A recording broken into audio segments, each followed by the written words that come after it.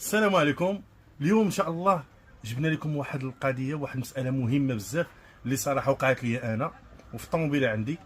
مشيت اسيدي باش نبدل البلاكيت ديال الفران، وشوف يعني الامور فين كتوصل سبحان الله.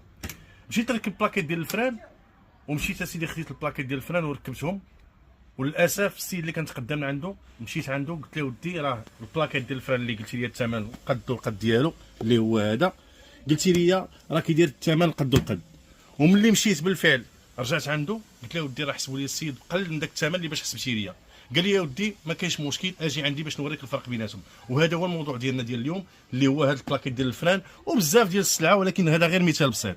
المهم اللي كاين هو انها انتم كما كتشوفوا، ها انت هذا البلاكيت اللي خديت انايا هو هذا، ها الكرتونه ديالو خاويه، راه ما كاينش الفرق الا شفتي في التيكيته مزيان. هذا هو الفرق اللي بيناتهم، هذا كيبين لك الشركه اللي نتجات واللي جابتهم برا، ولكن للاسف هنا ما كاينش.